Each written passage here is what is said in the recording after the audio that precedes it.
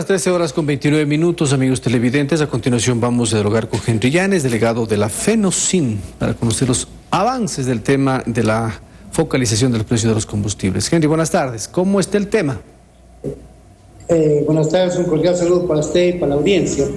Bueno, en esta semana está trabajando una subcomisión técnica que le hemos pedido que esa subcomisión estudie, analice, nos presente una información sobre la estructura de costos de los combustibles que se producen en el país y también de los que se importan, ¿no? Así que la subcomisión, seguramente ya en esta semana nos entregará la información oficial y el día lunes ya con esos datos podemos trabajar conjuntamente con los delegados del gobierno en la comisión para, en la semana que viene ya poder elaborar un documento final y entregarle a la mesa para que la mesa se reúna y tome las decisiones que tiene que tomar. ¿Serán por escalas como se había pensado inicialmente, la más alta, la mediana y la que tenga un mayor subsidio? Con los datos que nos dé la comisión, esta subcomisión técnica, ya podemos tener criterios más claros para poder definir parámetros de lo que podría ser la puesta en vigencia de una política pública que tenga que ver tres componentes: comercialización, precios y subsidios, esa es la idea central respecto a esta política y que nosotros hemos dicho tiene que ser correctamente implementada. Se analizó el tema económico, gente, con respecto a los ingresos producto de la venta de petróleo y de los combustibles al gobierno nacional, es decir, ¿saldrá ganando, es decir, ingresará más recursos económicos o esta focalización se mantendrá o tendrá que aumentar el subsidio el gobierno nacional? ¿Se ha hecho un análisis económico o no?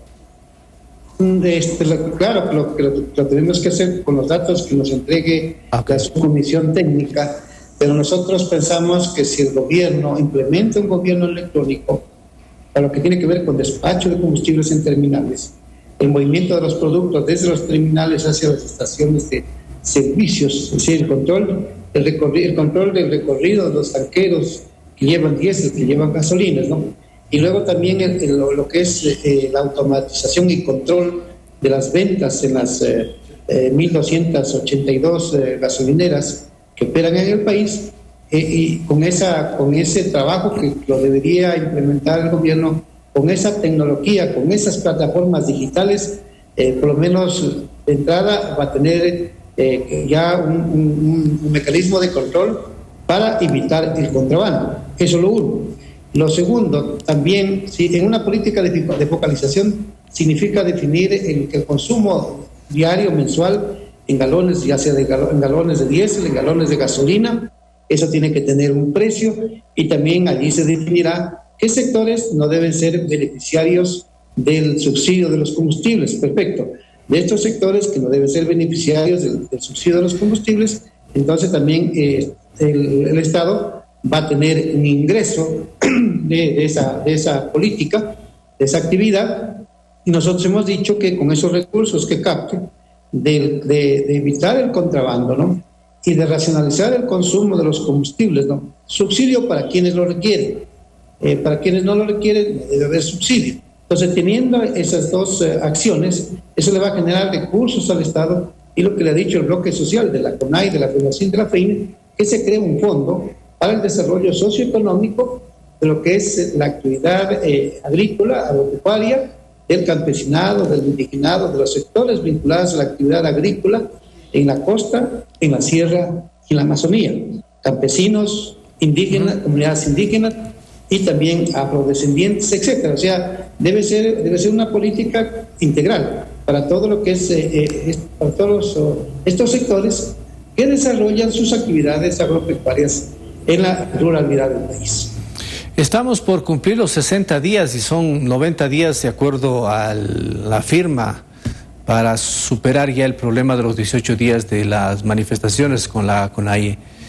¿Avanzará o habrá necesidad de pedir una prórroga adicional para este tema de los combustibles, que sin duda es el más complicado? Sí, yo sí creo que se puede avanzar, sí. Pero claro, digo usted, lo que hay que tomar en cuenta de que en estos 90 días tienen que quedar definidos los acuerdos, ¿no es cierto? Fundamentalmente los acuerdos, ¿no? Firmados por las partes, y luego viene una etapa de ejecución.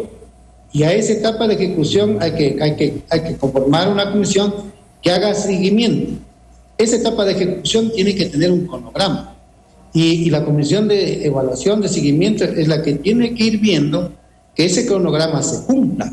Entonces, lo que debe quedar claro en estos 90 días son los documentos del acuerdo, los contenidos del acuerdo, y de ahí viene ya en adelante la etapa de ejecución, con un cronograma y con una comisión que haga seguimiento.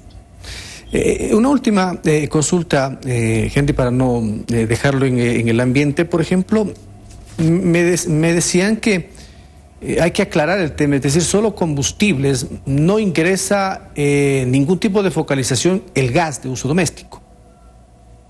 No, del gas de uso doméstico no, sin embargo hay sectores que suelen decir, aquí en el Ecuador hay sectores adinerados, ¿no?, que por ejemplo calientan las piscinas con gas, ¿no? Hay sectores industriales que utilizan gas y nos sugieren, dice, que, por ejemplo, esos sectores no deberían ser beneficiarios del subsidio en la comercialización del gas. Pero claro, como ese es un tema delicado y ese tema no está en las mesas, eso nunca lo plantearon, nunca lo exhibieron dentro del acuerdo de paz, no está constando allí, y por lo tanto, al no constar allí, no es posible incluir una temática que es delicada y que para eso se requiere de otras condiciones, como cuáles, por ejemplo, dice usted, industrializar el petróleo en su mayor cantidad para que el Ecuador tenga una producción nacional de combustibles, de gas, de petróleo, claro, y de otros derivados de los hidrocarburos, que obviamente, claro, al procesarlos en el Ecuador van a tener menos costo que importarlos. Gracias, gente, muy amable. Estaremos atentos. Muchas gracias. Un gusto saludarlo a usted y a los Gracias. Gente, Llanes, delegado de la FENOCIN para el acuerdo.